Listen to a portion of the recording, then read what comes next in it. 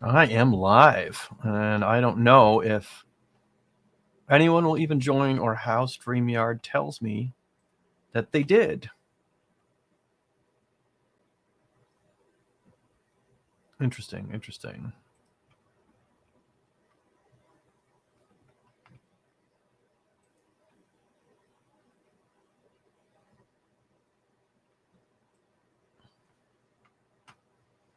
Let's go to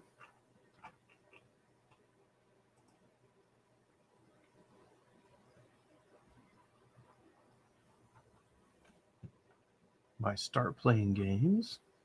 And this would be under Quinta. Oh, apparently not.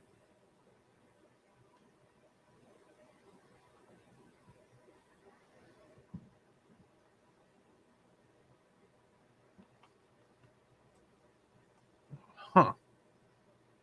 Well, all right. Well,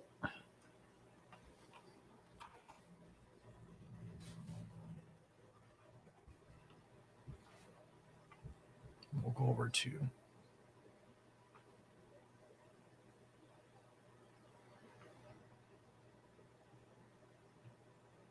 the source. I don't know if I have any viewers yet because I have not figured out how StreamYard works.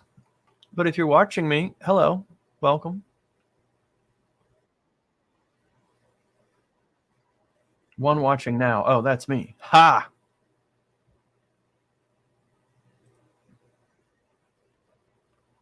I'm going to test chat. Test chatting to myself and see if it comes up in StreamYard. Looks like it does not. That is good to know.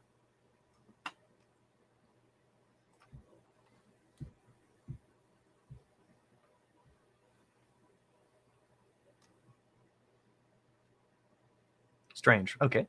And I will take a look at my Twitch stream to see if anyone is watching over there. Now with Twitch, when I've used it before, I found it difficult to tell if I had anybody watching. Looks like I do not. And it looks like on YouTube it's just me.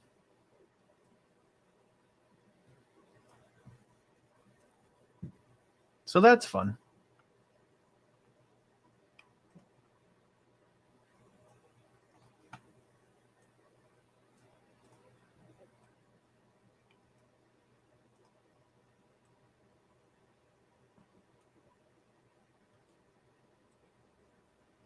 Okay, and let's take a look. Oh, it did eventually come through. That's cool, and it tells me it came from YouTube. Very cool. All right.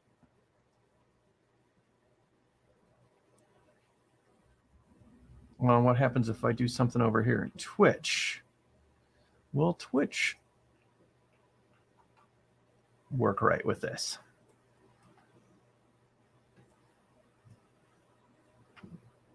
I have one viewer on Twitch that I don't know if that's me.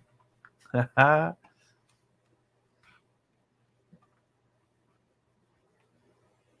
I don't know how Twitch works.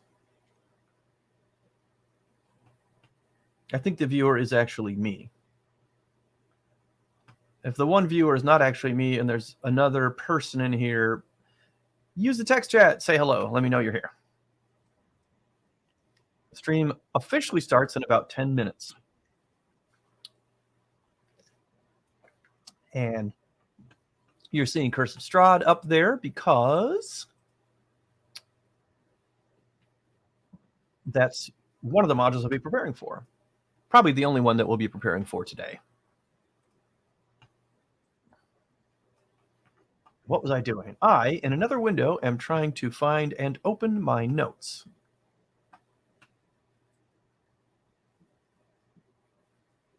Open. There we go.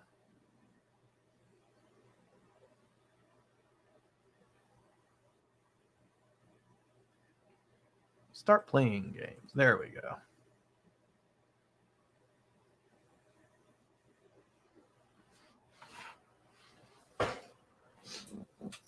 Oops.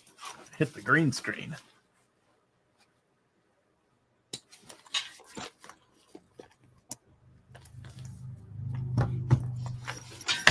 I will also set up my handwriting tablet. Oh, and I will turn off this little space heater because it's noisy.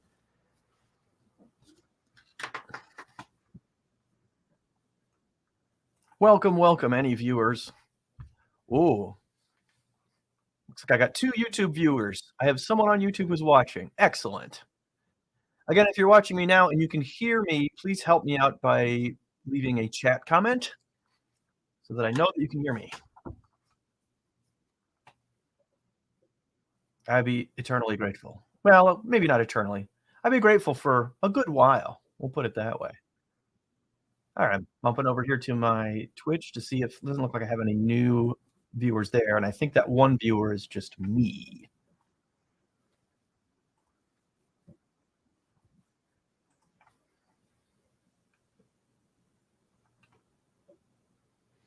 All right, we'll be starting in a few minutes. I should have some kind of background music, or I should get professional and have, stuff that other people have, countdowns and music. But this is my first live stream doing this for the RPG Rundown, so, it's maybe going to be a little rough. I'm going to bring up my tablet companion software.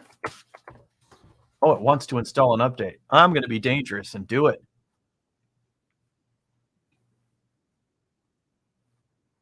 This is really dumb because I'm about to officially go live on this stream and I'm installing an update. Hilarious.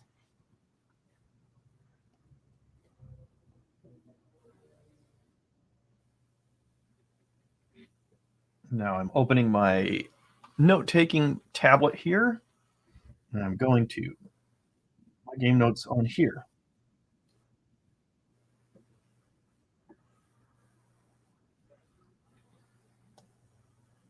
Oh, that might even be interesting for people to see.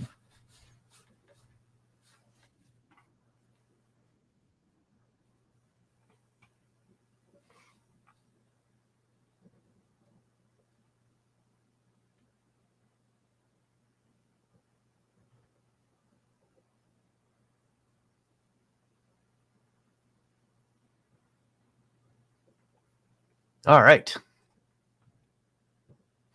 Now I'm trying to see who's watching me in. I did find it in StreamYard. I'm figuring things out. Yay! I'd still like whoever my viewers are to say hello and text chat just so I know you're here. That would be nice. Just because I don't know what I'm doing with streaming quite, or at least StreamYard, which I'm just learning. StreamYard is the software I'm using right now to simulcast to YouTube and to Twitch. And I probably should even add, will it let me add one post haste? Can I add one to Facebook? Looks like I can. Let's see what happens, folks. I'm over here. You can watch me try to add a Facebook stream. Sure, StreamYard, I will give you complete access to my Facebook account. Why not? We're going to do this for RPG Rundown page.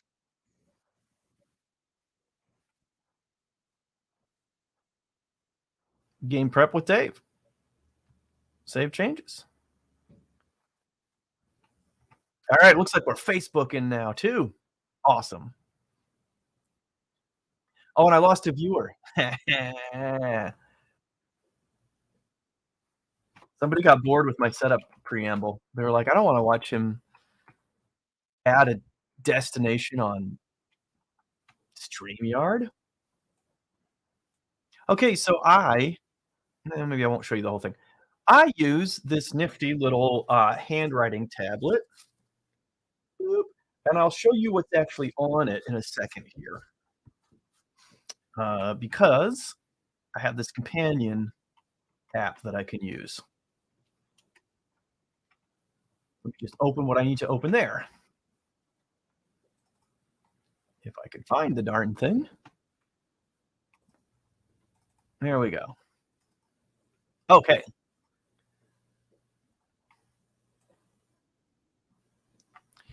So this is the companion app for the handwriting tablet that I use. And I use a combination of this and OneNote in a pretty messy way because Sometimes I want my brain to be activated by the handwriting process. It's just going to engage your brain in a different way. And sometimes I want to type. If I've got a volume of stuff um, to think about, if I want to type out a bunch of backstory, I'll do that in OneNote. Um, and I have a pretty loose structure. The most important thing, really, so this what we're looking at here, this my files, Quenta, start playing Strahd. So Quenta is my own personal business. Quenta is not directly involved in the YouTube channel. Quenta is not the owner of RPG Rundown. That is Game Talk Network. But I am showing you something I do under my business where I run games on Start Playing and get paid to do that. And so this is my Strahd Tuesday game. I've only got one game going right now on Start Playing, and that is my Strahd game. Because it's honestly, if you're new to the Start Playing website, if you don't know what it is, Start Playing is number one, a great place to find games if you are looking for them, meaning tabletop role-playing games. I think it's startplaying.games or game. Yes, right. Oh, yes. This is my business browser identity, so we won't have the login stuff saved. Well, in any case, I can show you this. If I'm not a DM or a GM and I'm just a player, I can just click this Find Games button, and there's all these games that I can register for, and the majority of these are online games, people using VTTs and stuff like that. And that's what I do with it.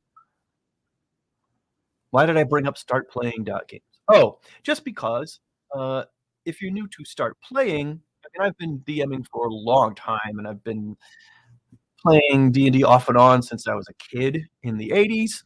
I have a lot of game mastering experience. However, when it comes to recommending me as a game master on the Start Playing site, none of that tabletop experience matters in terms of how high I rank in the searching for games or how well I'm rated.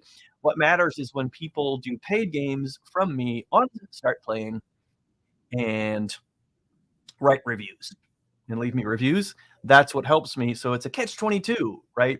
I can't really be exposed to a lot of players unless I've run a lot of games, but I can't run games unless I'm exposed to a lot of players. So I'm just kind of working my way up that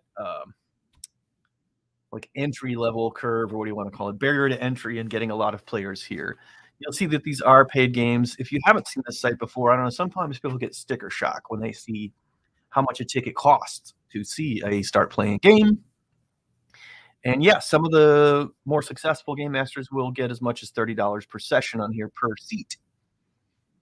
Let's see what this guy's running. What's the game system? Muerte is the name. Death. I don't know about this. This game master's name is Death. I don't see anything here about the game system. PF2. Pathfinder 2. That must be Pathfinder 2. This is a long title. Level 11 to 20, new adventure, session 0 tonight. He doesn't say if he's using, here we go, roll 20 count needed, imports, etc. Roll 20 maps, tokens, descriptive, blah, blah, blah. Now I'm just curious. So he's using, or they're using roll 20 and Discord. That's what I use. Nice little flavorful description of the game here. I still don't see a lot about the system in here. Like, doesn't say anything about whether he's using the remastered books. It just says P2. PF2, Pathfinder 2. Huh. And he's getting $30. Must be popular. So anyway, I have one game going there, and that right now it's a Curse of Strahd game. If I start to get more live stream viewers and people interested in this, I'll promote my own.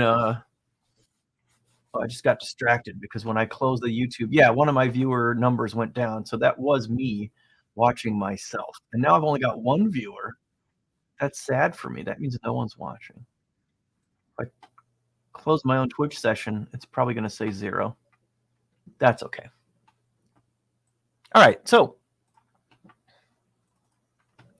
this is perhaps my most important page that I look at when I am running the game.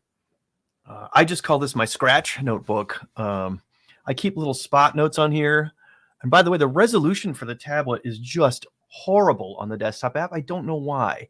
It's perfectly fine on the tablet itself. It looks like handwriting, like it looks like a Kindle, but with real handwriting on it. But this version that you see here is kind of ugly. But that's okay.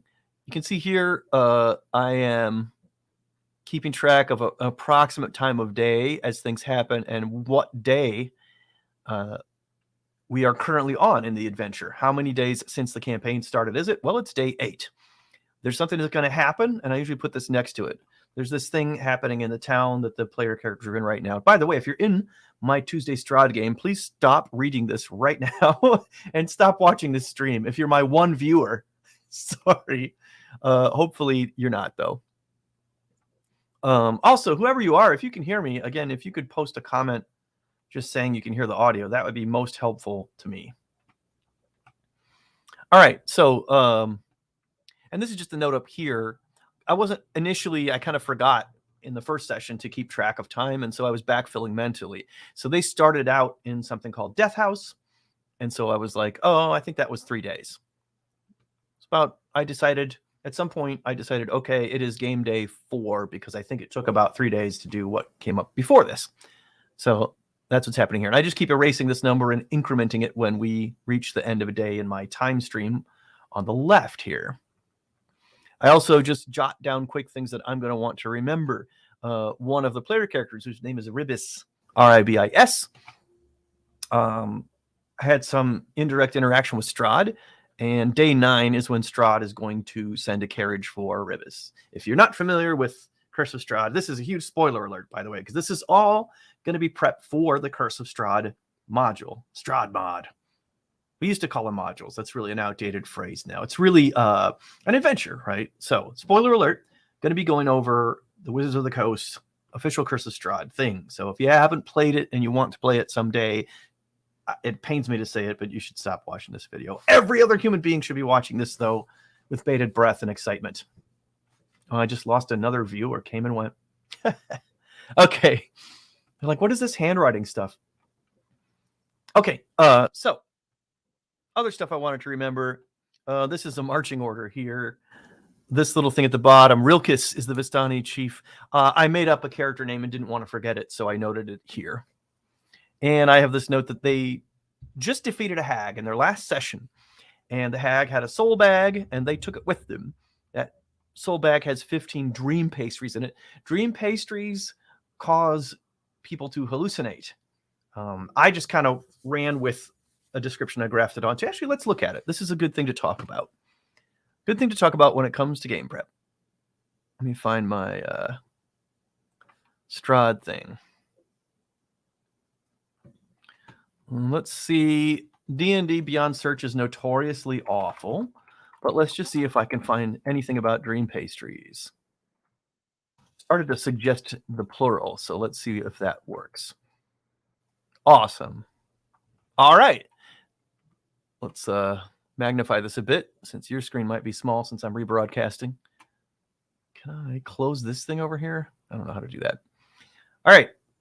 So these pastries look and taste like small mincemeat pies. A creature that eats one in its entirety must succeed on a DC 16 con save or fall into a trance that lasts for 1d4 plus 4 hours, during which time the creature is incapacitated, has a speed of 0, blah, blah, blah. They take damage, it ends. While in the trance, the creature dreams of being in some joyous place far removed from the evils of the world.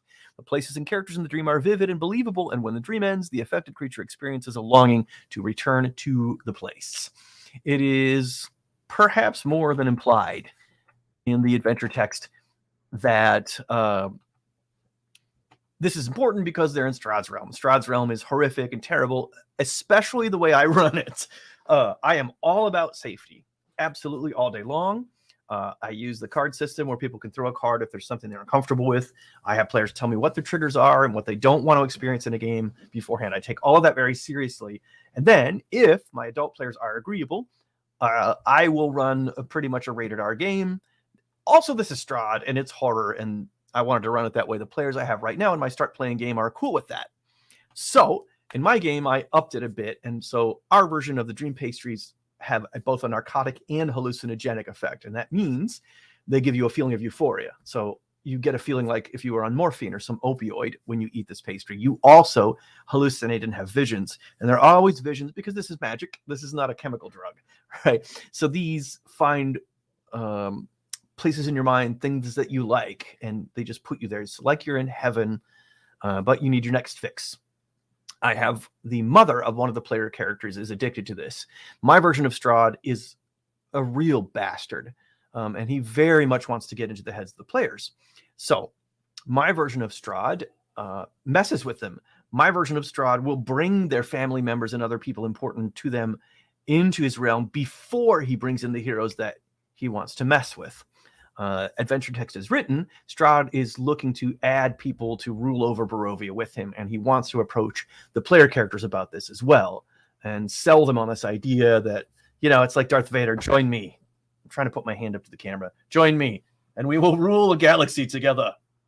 That's what my Strahd does, but he doesn't really mean it. He's always trying to deceive them.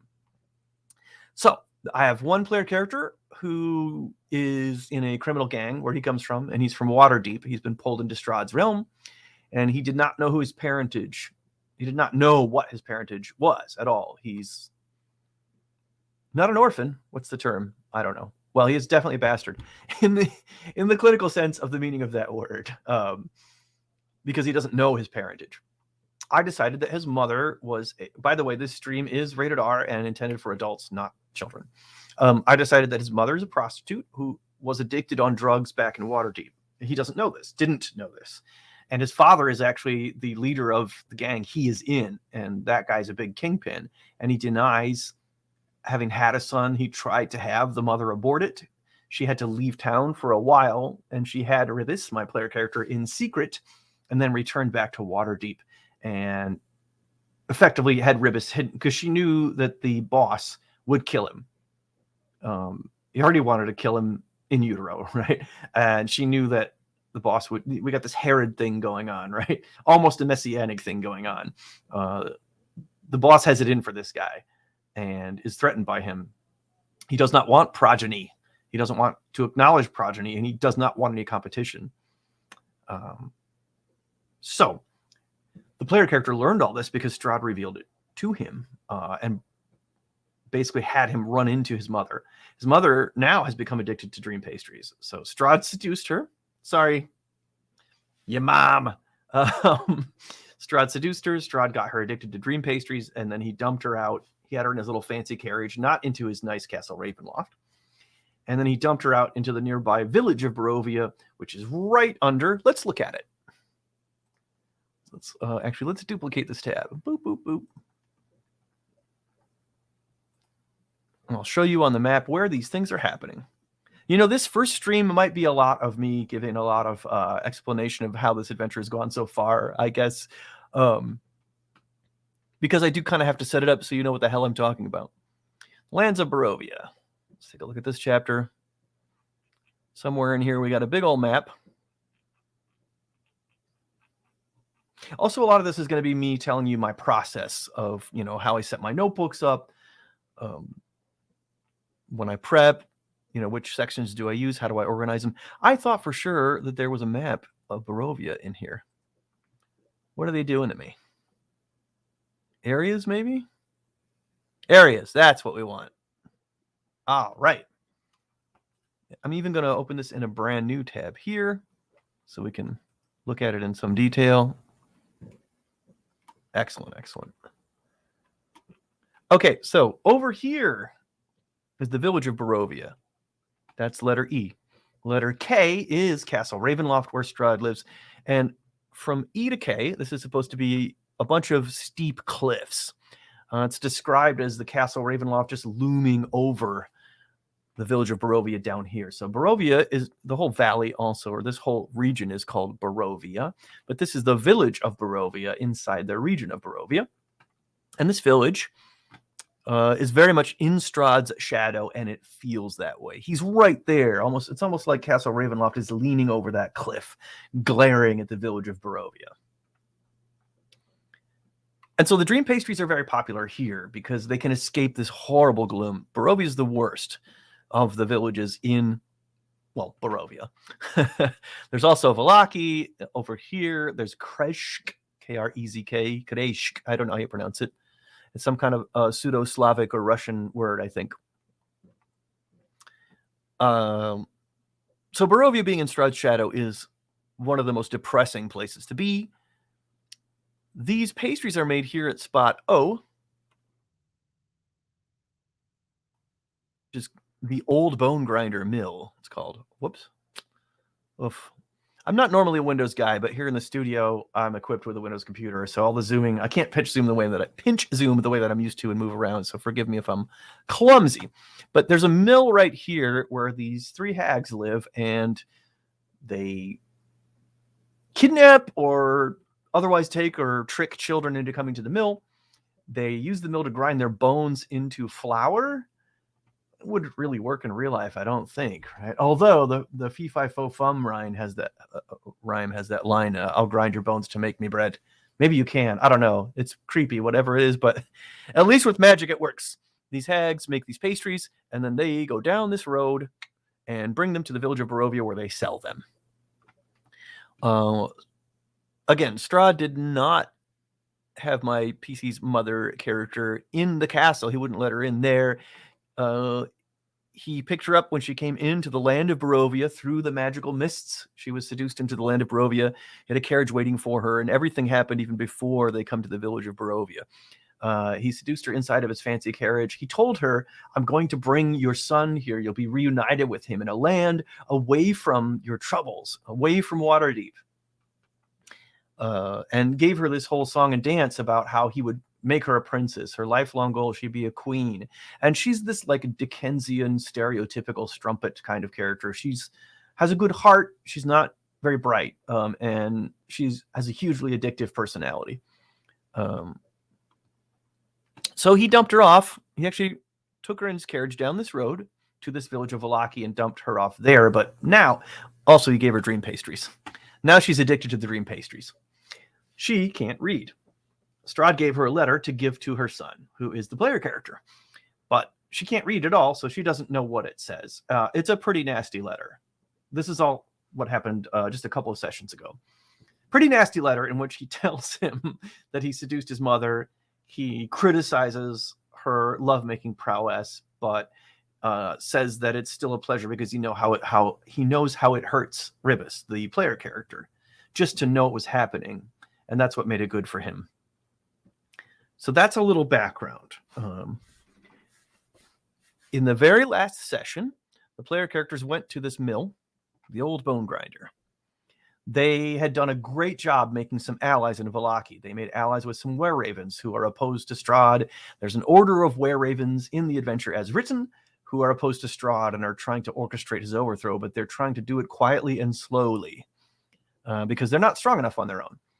Of course, the player characters come through the mists into Strahd's realm, and they're exceptional because they're the player characters. You know, heroes have come into Strahd's realm before in the campaign setting as my players see it, right? But they keep hearing, yes, these heroes keep coming in, but they don't last. They're not good enough. They get defeated by Strahd. They don't have courage. Of course, my player characters in my campaign, in their reality, are the first ones to come through who show real promise in a very long time.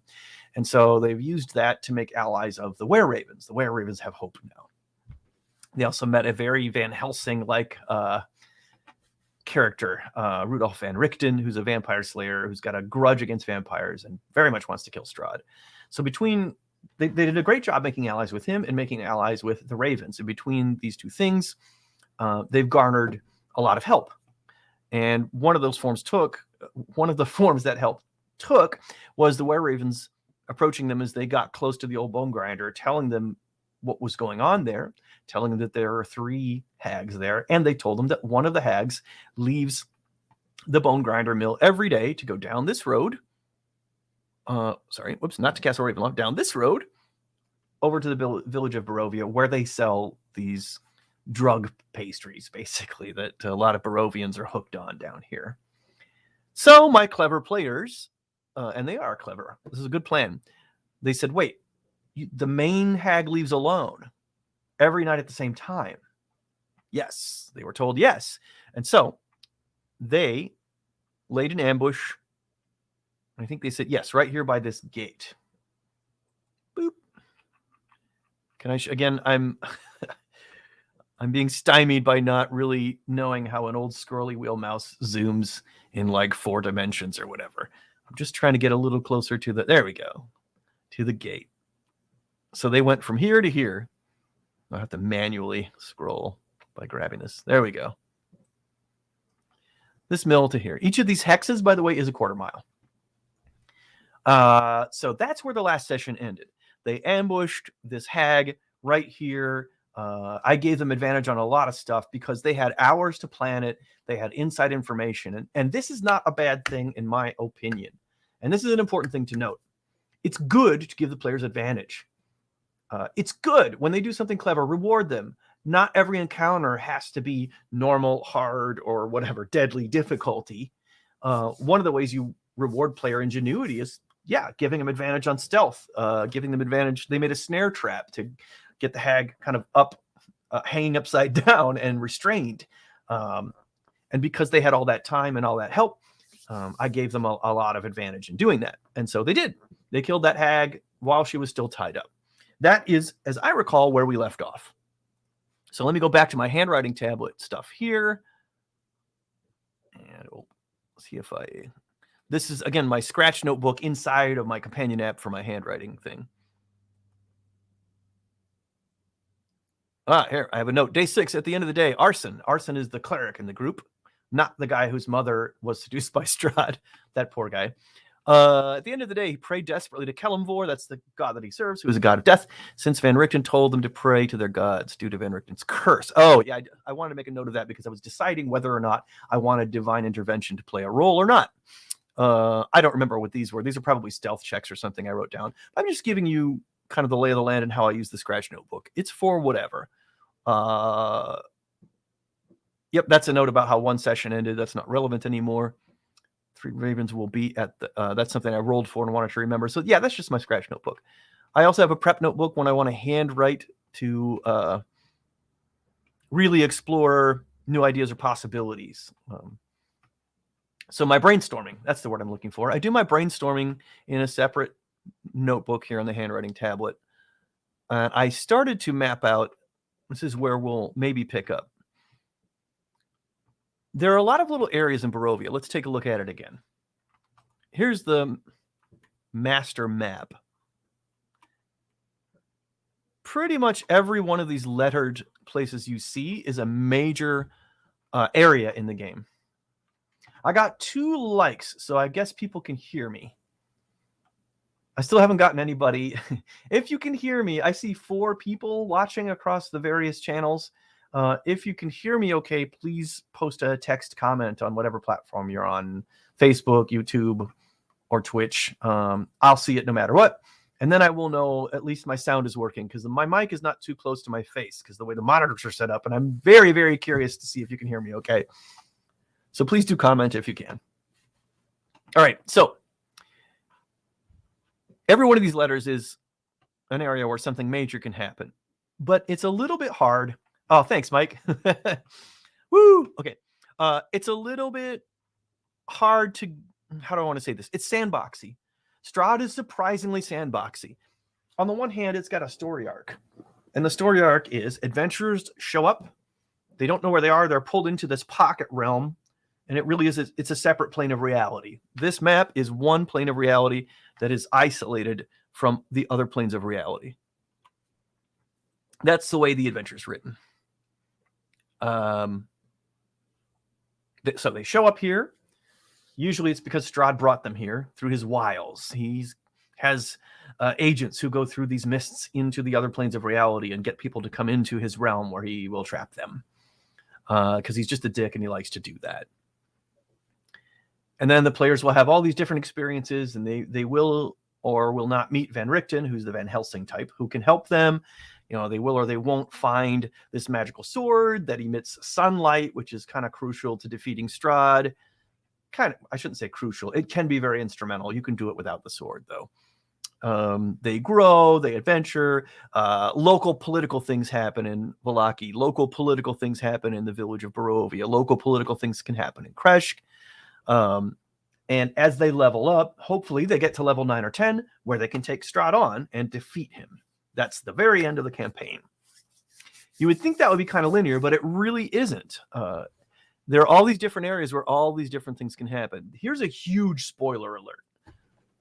Close your ears now if you think you're ever going to play Strahd. Up here where this says M is Mordenkainen. The Mordenkainen is trapped in Strahd's realm in the adventure as written. You can have a delightful little encounter with him. He doesn't remember who he is. He's been affected by Strahd's magic. But the players may never see that. There's a winery. It's the W on the map because it's Wizard of Wines. Sorry if I'm making you car sick by zooming around here. Maybe it's this one. I don't remember anymore. There's a little village where there's a Baba Yaga type of person that the characters can encounter and fight. I would like them, first of all, they have to get to level 10, so they need to encounter a lot of this stuff so they can get experienced and level up. I would also just like them to see a lot of this stuff. But there's a small problem. The way that these adventure books are written, especially when they're sandboxy like this, right? There's no linear path that takes you through, first they go to area A, then they go to area C. Next they'll visit area Y. It's not like that. It's sandboxy, even though they can get into areas that are beyond their level. It is still officially sandboxy. So it's not obvious how to coax them or have the story bring them into another area. The book doesn't really connect all those dots for you. And I suspect it's because they want the DM to do it. Again, this is 5th edition, and they kind of leave it up to the DM to fill in the gaps. Whether you like that or not, that does seem to be a big part of the style. So here's what I'm facing. They come into the realm over here in the village of Barovia. That's easy. They walk through the mists will always deposit them here at A and B, and then they will eventually come to the village of Barovia after a long and confusing walk. I shortened this walk and had the mists start here for my game just because I really didn't feel like having a bunch of these encounters along the way that seemed dull to me, to be really, really blunt. So I brought them right to almost to the village of Barovia. So something starts here. They talk to some characters. That's going to lead them down the road to this part. There are things in the story that draw them in. Once they get here, there's a little encampment of Romani-like people. By the way, this is the source of a lot of controversy in Curse of Strahd. They're called Vistani. They're clearly an analog for Romani, or another word that I won't say that starts with a G. You can look up Romani if you want to know what that is. But Romani people consider it a slur. So even though it's a commonly accepted English word, I just don't use it. But also the trouble with the Vistani in the book is that they're evil as a race. They ally with Strahd, and they're a racial group. It's not an ancestry in the fantasy sense. They're a racial group. They're all just aligned with Strahd, and they help him. They're the people who bring the victims in from the mists. I play them a little differently because I'm uncomfortable with the idea that an entire race of humans is evil, much less that they're traveling people who are evil, which is, and they're running scams and money grubbing, and it's bad. The stereotypes are kind of bad. So I smooth it out a little. I've made some story changes that we don't need to get into right now. But anyway, there's a camp of them here at G, and there's Madame Ava there who will give them a tarot reading. They call it a Taroka reading. And there's actually a deck for it. I have a physical deck somewhere in my house. I also have one on Roll20. So she tells their fortune. This is kind of a neat part of Curse of Strahd. When she lays out the Taroka cards, it determines how things are going to happen in this iteration of the campaign, these players, this game. So, for example, I mentioned the Sun Sword. The Sun Sword is hidden somewhere. The card you draw when you do the reading actually says where that is. The players don't know that, right? You draw whatever, the Hanged Man, that's not in there. That's a real tarot thing. But if you draw the Hanged Man, that means it's in this place, somewhere in the adventure setting. There are a lot of variables about where things could be. There's a place where they can always face Strahd. It's going to be somewhere in Castle Ravenloft. That's one of the cards you turn over. There's a place where they can find an ally. In this game, I mentioned Van Richten, the Van Helsing analog. The reason they met him is because the ally card that they drew during their fortune telling led them to him through various clues. So they also found out about this mill, the old bone grinder, although they didn't yet know about the dream pastries and the fact that babies' bones are ground in order to make those pastries. But they did know that something that they want is there. It actually turns out to be the Tome of Strahd. It's his journal.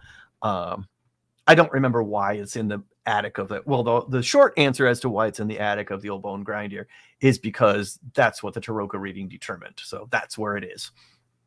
But there's some reason that the hags could have it. The hags are in league with Strahd, so many possibilities as to why they have that book. I don't remember offhand. But those things will lead the players here. But I would like the players to get over to like the village of Kreshk. Well, they didn't pick up a quest in the village of Barovia that would have taken them there. So that's one thing that I want to account for. And so even talking it through to you guys helps me out. So let's take a look at planning. I'm going to make I don't know why I only have one page for it. I was doing planning in the handwriting tablet. I'm just going to say planning for February 6th session. It's tomorrow. Yes, I have left this off until the very last minute. Okay. So in planning for 2.6, so there's here's what I'll do. I'll put some hanging threads. They met a character in the village of Barovia. Just over here. Again.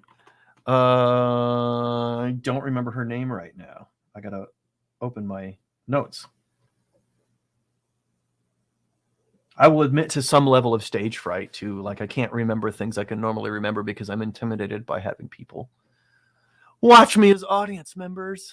What the heck is her name? Tatiana.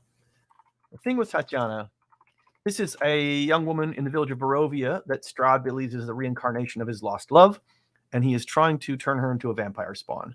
And she doesn't really want that, but she's already a little bit on the way to being turned. Tatiana's rescue didn't happen. They did not get along well with her father, who is the mayor or burgomaster, if you will, in the game terms for this setting. He's the burgomaster of the village of Barovia. And so they alienated that family a little bit. In fact, they kind of left that guy to die, not on purpose, but he was considering them possible enemies based on something that went badly between them. But also he was in a fight with an actual bad guy, the burgomaster was, and they took off just so they wouldn't get killed. That's what happened when they tried to rescue Tatiana. I think Tatiana is the name of the one of the lost love. Irina. It's Irina Kolyana. That's what it is. Irina's rescue. So Strahd believes that Irina is the reincarnation of his lost love. That seems crazy to some of the other NPCs, but spoiler alert, it's true. She is actually the reincarnation. I mentioned that Barovia is a pocket dimension. It's a pocket plane of reality. Strahd controls who gets in and out. And pretty much anyone, this is the Roach Motel. Anyone can get in, but almost no one can get out. The Vistani can travel between realms, and that's it. Because of this, souls cannot leave Strahd's realm. They'll bump up against the way that he sealed it off from all the other planes. They cannot move on after they die in the material plane like a soul normally would in a D&D type of setting. And so reincarnation just happens as a backdraft. Basically, people die, soul can't go anywhere, so it reincarnates into a body again. But souls aren't being multiplied, bodies are. So some human beings, well, elves too, some of all types of beings in Barovia don't have souls at all. They walk around with these empty eyes. But reincarnation is a thing, and the players don't know this yet. My players don't know this yet in our campaign, but Irina Kolyana definitely is the reincarnation of Strahd's lost love. They know that she's threatened. They know she needs to be rescued, but they fled that village, and they're afraid. Here's another thing. And this is what I do. So we're finally getting to my planning after all the preamble. I think about hanging threads I want to pick up, so I don't forget them or let them dangle for too much longer. You know, like there was that guy that, if you watch The Sopranos, there was a character who was left running through the Pine Barrens, I think, and you never find out what happens to him. And I think it's strongly implied that he could continue to be a threat to the main characters, but I don't think they ever pick it up or resolve it for the rest of the series. That's because people switch writers and networks get involved and stuff, right? But I don't want that feeling in my games. So this is one thing I do, is hanging threads, right? So I have two thoughts in my mind right now. One is something I keep thinking: how do I get them to visit these other places? Presently, you know, I told you just now how they went from this area, the Bone Grinder, over here to ambush the one hag and get her by herself. They're probably going to go back here and try to get the other two hags separated. So this is something that's going to happen right away next session. I'm not really worried about what happens next, but I'm starting my session by just reminding myself of dangling threads and other things that have been developing, because I might want to drop hints into what's going on now, especially if I want to get them to one of these areas where there isn't already a built-in story reason for them to be there. So, having said that, one of the places that Irina might head is Kreshk. And so maybe that's one thing I can do, is try to coax them into picking back up this story about rescuing her. So I'm going to put Irina's rescue didn't happen. I can put, I've just decided right here and now with you, my 3 viewers, as part of this. This is reality now. She's decided to head to Kreshk. It's even further from Castle Ravenloft. It might be even safer than Vallaki. So when they spoke to them before, when they spoke to her brother before, it was a brother, not the Burgomaster. Sorry, it's a brother that was fighting. The Burgomaster's dead before the story starts. Anyway, the brother asked them to escort her to Vallaki, that town below the big lake there, because it's far from Ravenloft. Now, I'm going to say that while they've been out of the village of Barovia, not talking to this family, the plan has changed, and she thinks it might even be safer at Kreshk, which is further away. Put it further. I also don't need to coax the characters to come to Vallaki anymore. They've been there. It's almost the base of operations at the moment. Okay, so this is an important thing. I will say that she's headed to Kreshk. In fact, this is a story. It doesn't have to be highly realistic. They could encounter her. They're going to do all this stuff at the windmill probably tomorrow. But they could encounter her coming down. This might be very small for you. Can I... oh, that's not what I wanted to do at all. Do this in a new tab again so we can zoom a little bit better. Oh, that's the player map. We want the DM map because we're DMs in this stream. Right? Right. Okay. Oh, I did it again, though. I clicked on it. What I meant to do is right-click, open a new tab, and go here. Okay, great. So, behind the scenes, Irina's family has decided they're going to take her to this village even further away from Strahd, hoping that his influence on her weakens from her being so far, which it theoretically should, because we do know that the village of Barovia is more under his power than any other place because it is close to the castle. So what can happen is they wrap all this stuff over here at this mill, which is they come back down the old Svalage Road toward Vallaki after they've done all this, and maybe they will encounter Irina as they do. Maybe they'll come across her. She's already making her way. I think that she will be with her brother. Let's flesh this out. Irina will be with her brother. That means we need to address what happened when the players last saw him. He was fighting a shopkeeper who ran afoul of the player characters ran afoul of the shopkeeper. And the player characters, there was confusion, and the player characters thought the shopkeeper was threatening their lives, or the shopkeeper's henchman. It wasn't the shopkeeper, it's the henchman. So the player character murdered the shopkeeper because he ran into, he was standing outside of the shop, heard a tussle going on inside, and he ran into the shop and saw the rest of his party being attacked, and he just fireballed the shopkeeper. But the shopkeeper's a commoner. That guy had like all of 2 or 3 hit points, right? So he was downed immediately. When they left that scene, they fled combat, and they fled Irina's brother, son of the dead burgomaster. He's the acting burgomaster right now. Fighting the guard. So there was a shop guard, more of a fighter type, not so squishy as the shopkeeper. They left those two dueling. There was also this misunderstanding between the guy and the guard, the burgomaster's son and the guard. I wish I could remember that character's name right now so I didn't have to keep saying burgomaster's son.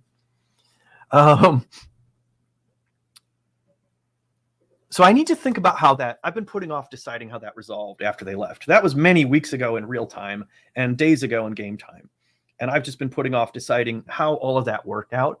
I need to do that right now. And what I'm going to do for fun is I'm going to, in my brain, I'm going to do theater of mind off screen. One of my favorite things to do. Off-screen conflict between NPCs. I'm just going to sum it up, but I am going to roll for it, right? So here's what's going to happen. My brain is going back in time, and I'm going to resolve what happened after the players left this venue. Again, the burgomaster's son, who is acting burgomaster, is fighting the guard in this shop a little bit on behalf of the PCs, because he says you can't kill them. They need to be brought to justice. And they started fighting. That's the scenario. I'm trying to find... Does anyone know how you just ad hoc roll dice in D&D Beyond? I know I can do it when I go look at character sheets, but like if I just want to roll something, how do I do that? I mean, I'd like to see their cool, just for your sake, you know, so it'd be a cool show. You can see the nice animated dice rolling, but I'll probably just fall back on Google. None of my 3 viewers knows how to. I really want to do that now. I hate to waste time on it, but I really want to do that now. I wonder what happens if I just type dice into the search bar. Probably nothing. Yeah, it's the actual dice set that the characters can have. That's funny. All right, well, let's just go to Google. I'm going to tell Google to... So, okay, we got to figure out who we got here. Let's go to our NPC section. Monsters and NPCs. I am looking for Kolyana's brother. Do they have Irina Kolyana in here? They don't. Let's do a search for her. Somewhere where she appears, they'll say something like, Irina is use the commoner template, but such and so is different. That's probably what's happening here. Strahd's goals, turn Irina, young woman Irina. I think it would be here, under the village of Barovia. Let's do an in-page search for her name.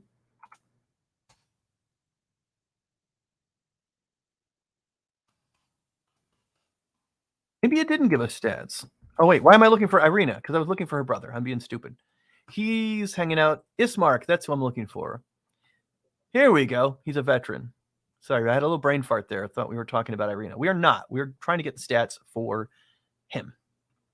And what I'm looking for is his charisma. It's only a 10. And does he have... He doesn't have persuasion skill. So there's going to be no modifier to his roll. I'm just going to set a DC in my head. So in the middle of whatever combat this was, on his turn, the veteran, whose name I've already forgotten. Why is that so hard to remember? Because it's a made-up name. Well, anyway. I have to go look. Forgive me. Ismark. Yes. All right. I'm going to have to think Bismarcky. That's how I remember. Ismark. Those are his stats. And now I need to go find the shopkeep's guard's stats, which would also be, let's duplicate this tab. Also be somewhere in the village. In the shop, in fact. Bildrath's mercantile. So Bildrath is the one who died. We want to look at the gladiator. There we go. So how should we do this? I could do this as a persuasion check, but opposed by what? I often come up with this conundrum in D&D. Maybe you've got a good idea. Type something in the chat if you do. I think what I'll do is I'll set a fixed DC and not make it an opposed roll. And I'm going to say that I'm going to make the DC about 13. Let's call it 14. Just under what's considered hard. And that DC is for the veteran. I was thinking about an opposed check, which is why I brought this up. I was like, well, I could do insight versus persuasion, but that's not really what is happening, right? He's just trying to persuade him to do something. So I'm just going to make it a set DC. I'm going to call it 14 because this guy, the gladiator guy who is the guard, he's already angry. He's just seen his employer be killed. Actually, let's up it to a 15 because of that. Let's have the veteran try to persuade him to stop fighting him. So we're going to tell Google, because I can't figure out how to get the fancy dice to work in D&D Beyond for an ad hoc check. Oh, wait, maybe it's just going to be a charisma check. Can we get him to... We can't roll it from right here? That's really annoying. I must be used to having Beyond 20 put that on there for me. I don't know how to do it in raw D&D Beyond, and I don't want to look it up. All right, so we're just going to roll a D20.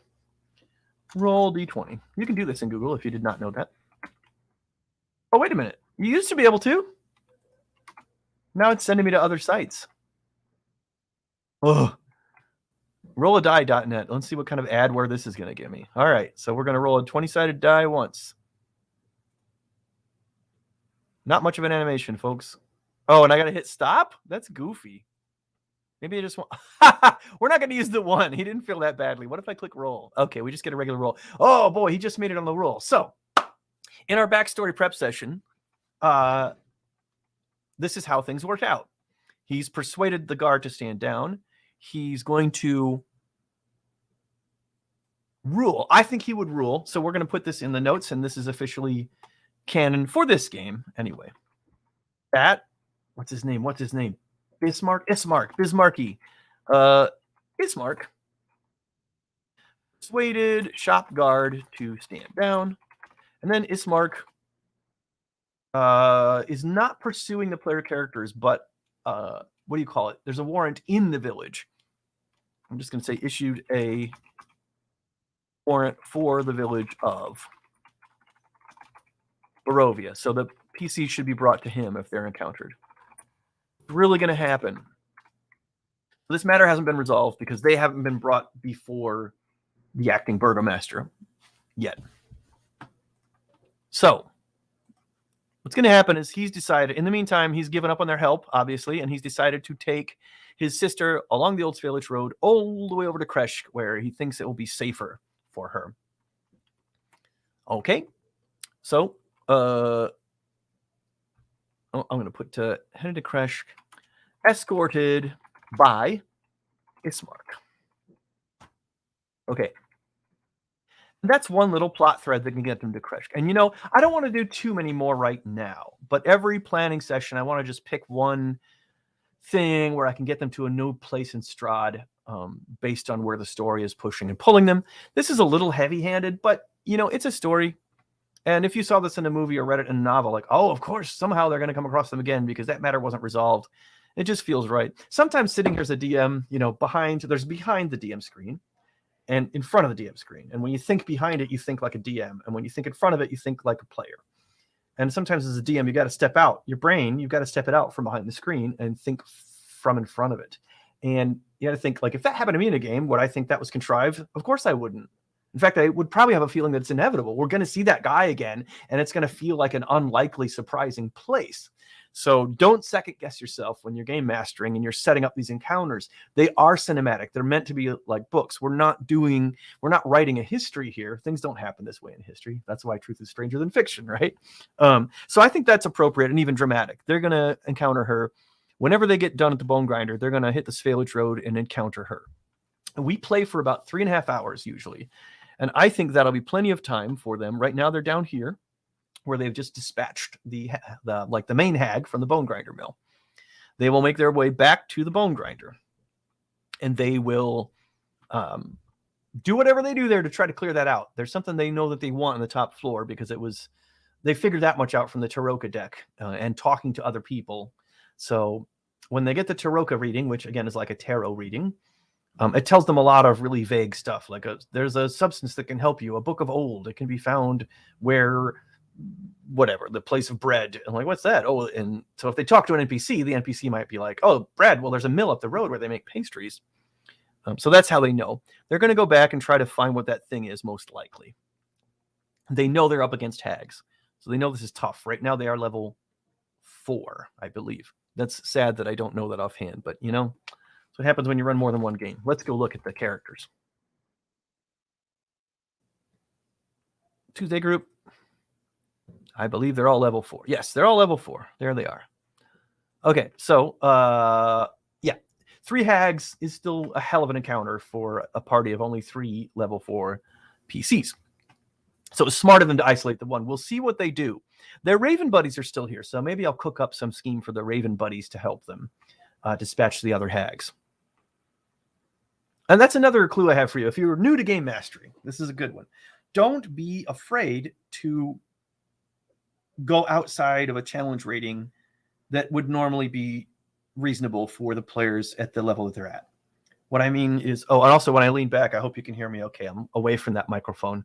What I'm saying is you can find clever ways, even in a sandbox like this spot here, where the mill is too much as it stands for PCs of their level. They're clever, and so maybe they'll isolate another one of these hags and I won't have to worry about it. But maybe they won't. Well, I can have their were-raven buddies have ideas. You know, maybe there's something they know about the mill that makes it trappable or something to give them an edge, give them some kind of useful ally. In other words, what I'm saying is I don't want to artificially restrict the players from going into this area. This is not Baldur's Gate 3. Much as I like that game, we've got more going on. We've got a DM, me, right? And we've got this living world that can respond through me to the players. So we can get creative. We don't have to slavishly look at it like a video game where it's like, oh, they can't go there because that's too high level for them. Well, you know, they make allies. Unexpected allies, maybe. I can just decide the allies know something about this particular place out of nowhere. Computer game can't really do that. So we can be more flexible about where our players go. That's the beauty of the tabletop version of role-playing games. The world pushes back in dynamic ways that were never foreseen or planned, even as eventualities, right? They come up and we can adapt to them. All right, so I've got my hook for wanting to get them interested in Kresh, and they're probably going to feel guilty about Irina. I laid it on a little thick about how much trouble they might be in. So what I'm prepared for here is for them to try to mea culpa the acting burgomaster, Ismark, Irina's brother. And I've got to think about how I want that to go. And right now, you know, this is not artificial. I'm doing real game prep, by the way. This is actual game prep. I did not do this beforehand. You are seeing me talk through how I think about it live on the stream. However, I'm going to need to let that steep. That's another piece of advice I have for new game masters. Do prep earlier than I'm doing it. I'm doing prep right now for tomorrow night. This is kind of a bad idea, right? Don't do as I do as I say, I guess. Things need to marinate and steep. You'll get your best answers when you ask the right questions. And I've got a good question right now. What is Ismark going to do when he sees these PCs who broke the law in his town and murdered a guy? Killed a guy. Whether it's murder is I guess up for the law to decide, right? That's the point. What is he going to do? How is this going to strike him? They are powerful characters and they have a hope for getting his sister safe more than he's seen other heroes before, because they're the heroes of our story, right? No one has ever been as cool as them. They come in and it's not quite likely, how do I want to say, that people had the first glimmer of hope in a long time who were opposed to Strahd, like, oh, wow, these guys are good. Maybe they could take him on. This is going to be in Ismark's head, this idea. Ismark is opposed to Strahd as well. So there's some possibilities. He could do a Suicide Squad type of thing where he's like, all right, I will let you, I will send some of my guards with you to be with you at all times, but your main job is to oppose Strahd. And if you don't do that, they're going to kill you. And at the end of all this, you'll be remanded to my justice and we will decide your fate. There is something I like about deferring their fate. That'd make a nice ending, make a nice little Star Wars ending. They blow up the Death Star and they have the big banquet in the hall and people are singing and like, oh, even the rogue Han Solo isn't so bad anymore. And maybe that's what could happen at the very end of the campaign. The judgment could be deferred until the end of the campaign. And, everyone could be softened by the fact that the player characters have defeated Strahd if they do pull that off. The land will be pulled out of its pocket realm. Light will shine in Barovia again. Strahd affects the weather, so he keeps it cloudy so that the sunlight doesn't hurt him. That's why Barovia is so one reason why Barovia is so depressing as a whole, the entire area, because it's worse than Seattle. There's basically never anything other than a cloudy day, ever. So when the sun breaks through, if Strahd gets defeated and the sun breaks through, and all these dramatic things happen, and we have this thing where they finally reckon with the Burgomaster. The Burgomaster can pardon them and say, "Oh, I see now you're great heroes, and you've destroyed the devil Strahd, and so I will pardon you. But please, I hope you learn something from it," or something like that. Here's the trick. So I don't like the idea. I don't like the idea of the player characters for the rest of the entire campaign having guards watch what they're doing. It's unrealistic. They will level beyond the guards because the guards are not PCs. They don't level up. I could do that, but then that's a bunch of bookkeeping and crap that I have to do. It doesn't feel right. I'm trying to think of something I could do. So I've got an idea. When the players were in Vallaki, they impressed the head of the Were-Ravens, who owns the inn in the town of Vallaki. They also impressed Van Richten a lot. Maybe what I will do is, while all this has been going on for them, they've gone to Vallaki and then left and come back out here. What can happen then is Ismark and Irina, his sister, will say have already been to Vallaki. They were on their way to Kresh by themselves. Maybe I like this. I got to write this down so I won't forget. And I only wound up dealing with one hanging thread because it's so interesting. So I'm going to drop that heading. It's a little easier for me to read later on. I'll bring these down a level. This is not a bullet point. That's just a piece of information. Irina's rescue didn't happen. This is kind of like a heading. I really do format the hell out of these notes to some degree because it makes it easier for me to scan later during a game when I got my laptop open. My eyeballs will fix on these headers. Right, so this is under Irina's rescue didn't happen. She's headed to Kresh, escorted by Ismark. We don't need this extra point that she'll be with her brother. I know that. I don't want this to be a wall of text for me to be confused by later. I spelled persuaded wrong. Okay, here. This is really backstory, revealing what happened when PCs left Ismark. That a header too, so my eyeballs will pick that out. Okay, so Ismark persuaded the shop guard to stand down. He then issued a warrant for his village, the village of Barovia, that the PCs should be brought to him if they enter the village again. Because he doesn't have jurisdiction over anything else. He's just the burgomaster's son, the acting burgomaster of that village. And then Ismark decided to try to escort. Brought to him. Actually, we should put should be arrested. Not to him, because he won't be there. He's out doing this thing.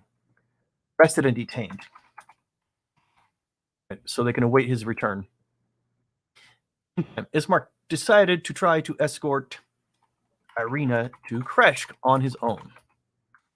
Because he's getting desperate. Okay, so this isn't really a great heading anymore, but I don't feel like changing it right now. I can't think of a better one. I'll think on it later. So what I had started to say a while back, a few minutes ago, is that sometimes you need a lot of lead time before the actual game session because some things are going to need to percolate. And one thing that I thought was going to need to percolate was how is Ismark going to regard the characters? Does he just think they're criminals and murderers because they killed that shopkeeper or what?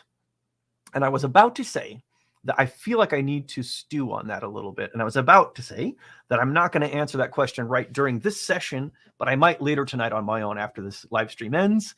An idea might come to me or might come to me tomorrow morning when I'm getting ready for work in the morning.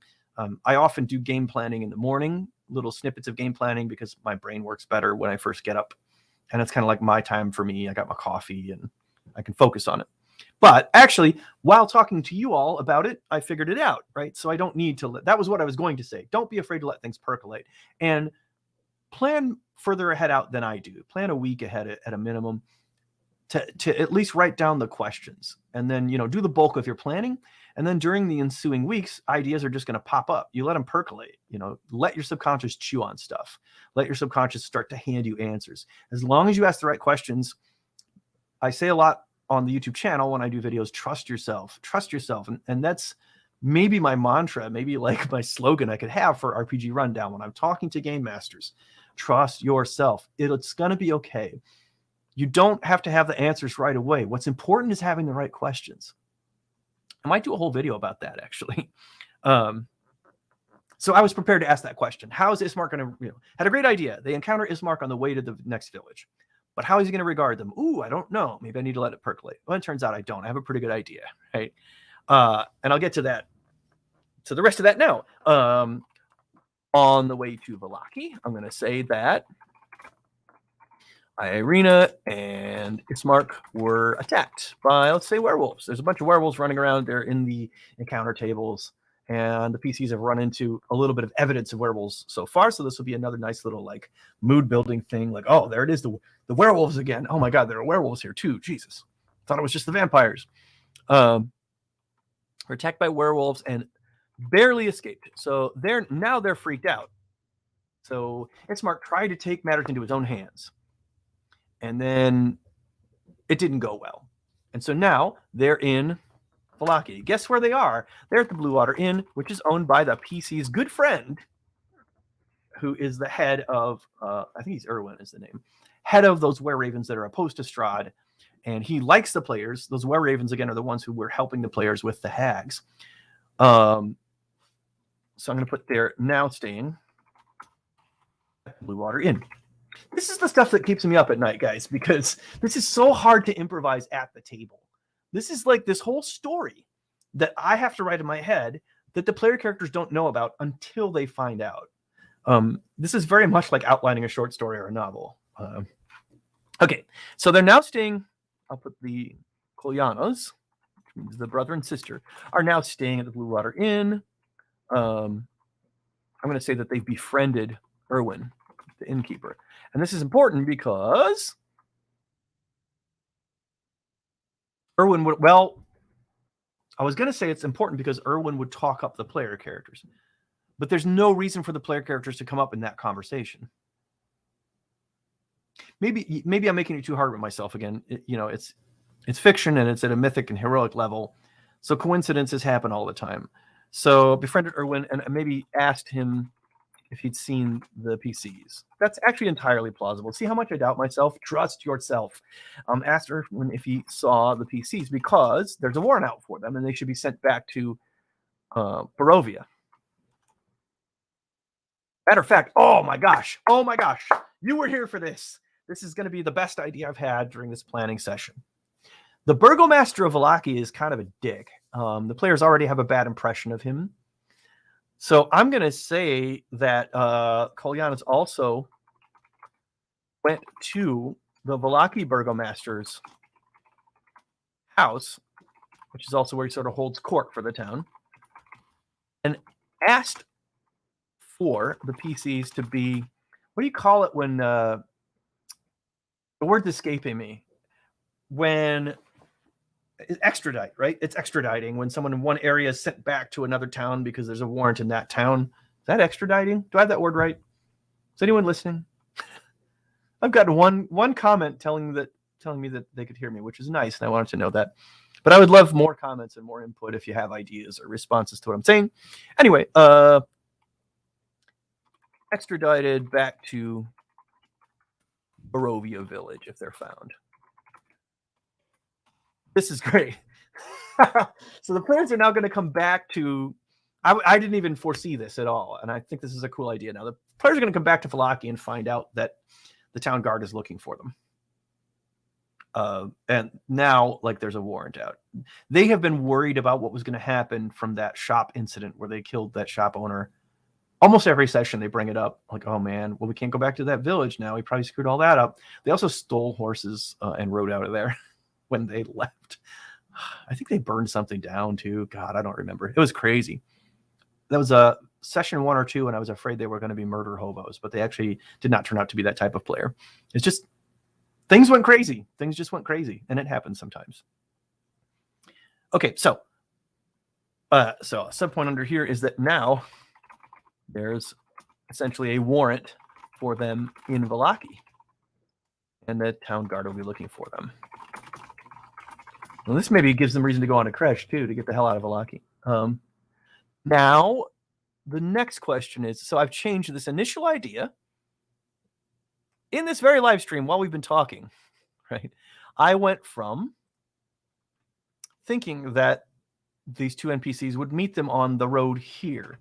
Now I've decided those NPCs have gone all the way to the town here. I still want the players to encounter them. I want the players to have a second chance at... I've got it. So the Kolyanas will still be staying in Vallaki.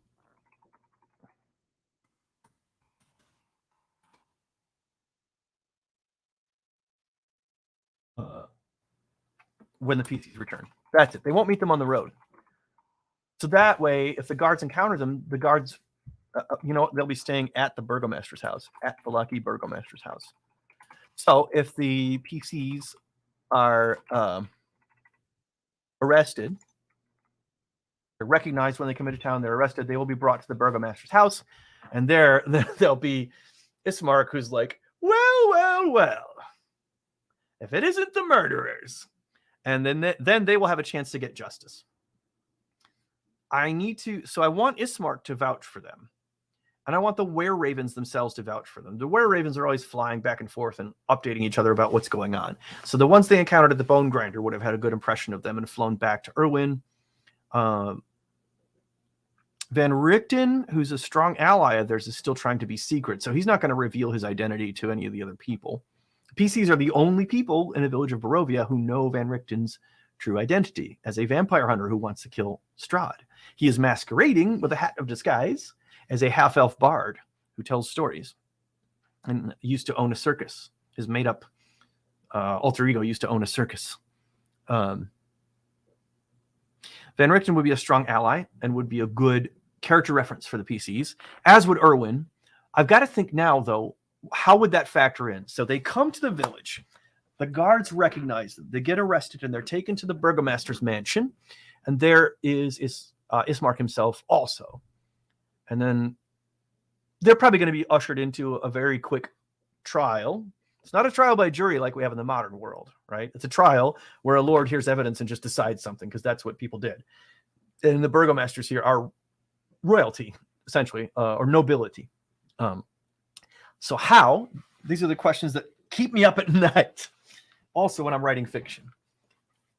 How and why do Irwin and Van Richten become involved in this trial? Again, I might be overthinking it. I do that too much. It could be complete coincidence. I could have Irwin is visiting the Burgomaster for some reason. I also have to think about why would Irwin's word carry weight? I'm just going to say that the Burgomaster does hate Strahd. The Vallaki Burgomaster very much hates Strahd. Let's take a look now. And we're going to wrap up. I'm going to wrap us up in about 10 or 15 minutes. And I'll have to wrap up a little prep of my own tonight that we couldn't get to, which is fine. Doing this stream gave me some great ideas. And the main things for the story that I wanted to show to you. I will quickly show you what I'm going to do later on my own, which is straightforward stuff. It's also fine that we don't talk about this, because this is really straightforward stuff that pretty much anyone knows how to do. But I'm going to go to entry O, right, in the Strahd book. This is the old Bone Grinder. Chapter 6. Got its whole ass own chapter. Talks about the dream pastries, talks about the covenant. Essentially, I'm going to look through all this again. I love this little freaking AutoCAD, what do you call it? Architect's drawing of the windmill here. It's got this little onion dome top because, again, this is supposed to be like a Slavic or a Russian type of setting. So what I'll do is go through all these things and refresh my memory on what's going on with the hags. There are these megaliths behind the building that have a significance. I'm going to touch base on those. I think I already talked about those with the PCs, but I'll read them again. So after the stream closes, this is a little homework I'll do by myself that I won't bore you with, just to refresh myself on what this encounter is like at the Bone Grinder, because I'm pretty sure they're going to go there next. All right, the next thing I wanted to know is what Erwin thinks of the Burgomaster, if anything, because the way Curse of Strahd is written, it actually tells you a lot of things about that, about what one NPC thinks of the other one. If the other one is like a noteworthy NPC, like does the mayor of this village hate the mayor of the other village? I don't know. Let's find out. So the Burgomaster's mansion. Actually, let's go to the Blood of the Vine Tavern. That's where. Oh, wrong place. Village of Barovia. I want Vallaki. Town of Vallaki. Areas of Vallaki. So let's take a look at the Blue Water Inn, which is going to tell us about Erwin. I'll just do it. Maybe his name is not Erwin. Crap. I've been calling. Oh, it is, but it's spelled with a U. Okay. Oops. Accidentally clicked something I did not want to. Okay, so let's look for Erwin. We're going to look for descriptions of what he's like. Considers the inn a sanctuary from the evils of the land. Takes pride in the wine that they have. His father owns the only winery in the valley, by the way. He wants to know, we haven't gotten to this yet. There's a little side quest about what's going on with the shipment. This is one of the built-in ways that you do get the PCs from one area to the other in Barovia or in Strahd's realm. This one is spelled out for us, so we don't have to worry about this too much, because Erwin is just going to say, hey, look, we're running out of wine. Can you go to the vineyard and see what's up? Something is up at the vineyard. There's a big fight at the vineyard because there's something that is tampering with production. He tells us that he's a were-raven. We know that already. His wife is a were-raven, etc., etc. Yeah, it's probably not really important to the plot what Erwin thinks about the Burgomaster, but I'm checking anyway. The Burgomaster of this village, Vallaki, is a polarizing figure with the people in Barovia. He's kind of goofy. Resisting the urge to go into a bunch of boring detail. Not boring, but more details than we have time for as to why. But he's just kind of goofy. He's very misguided. He's against Strahd, but he's very misguided about what's going to bring Strahd down. All right, so I'm going to say that Erwin is indifferent. So maybe Erwin is there. Okay, so Burgomaster's house, and I'm going to put Erwin is here on some official business. What would that be? And they don't have liquor licenses, or if they do, he's already got one because he's been operating an inn for quite some time. These little bits of realism, not realism, detail are important to me.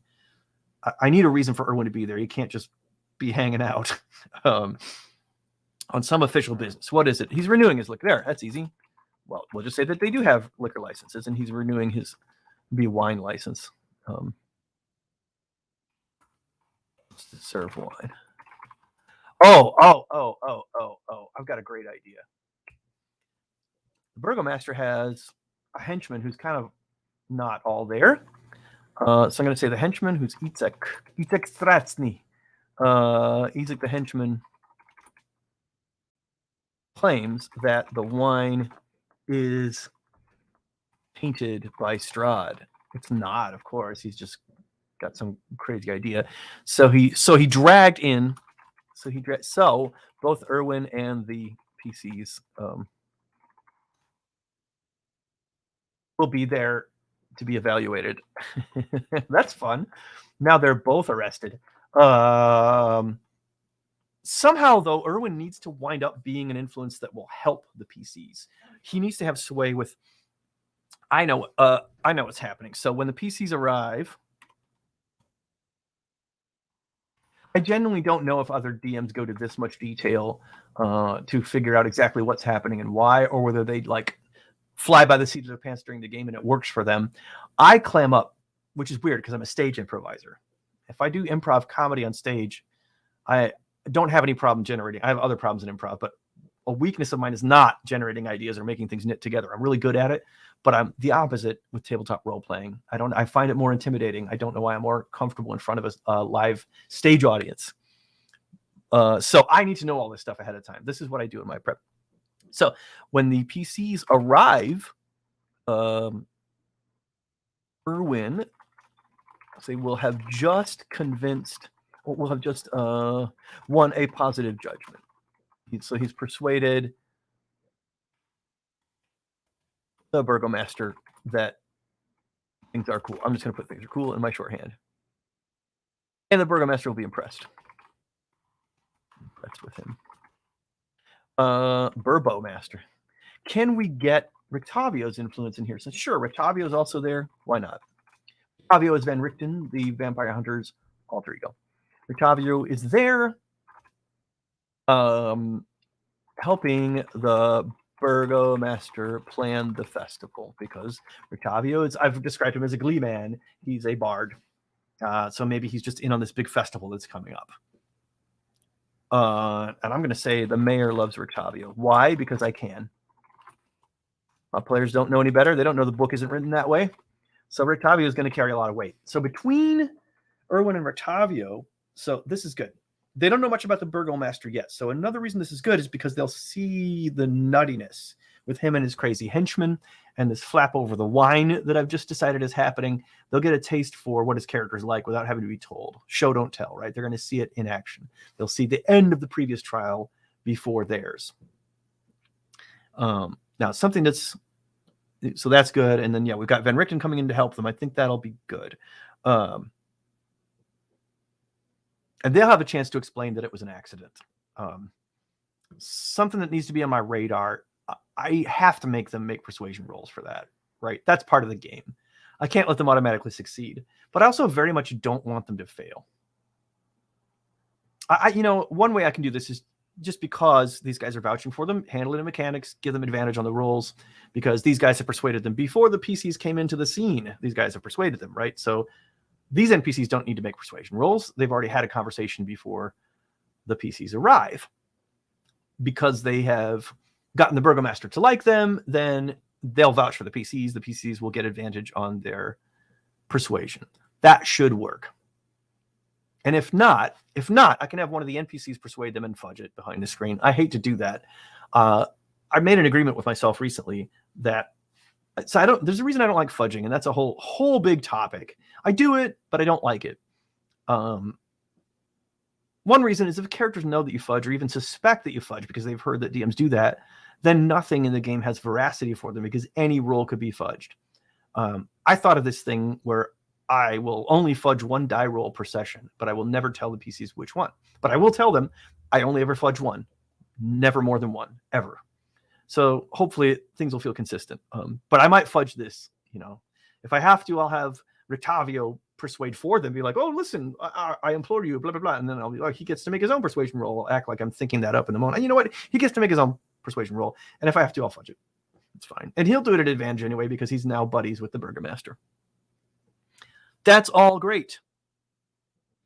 So yes, the rest of my prep time tonight will be or maybe tomorrow morning, will be refreshing myself on what's going on at the inn, at the bone grinder, at the mill where those horrible pastries are being made, and thinking about ways that I can give the characters aid against the hags because they're a little outmatched.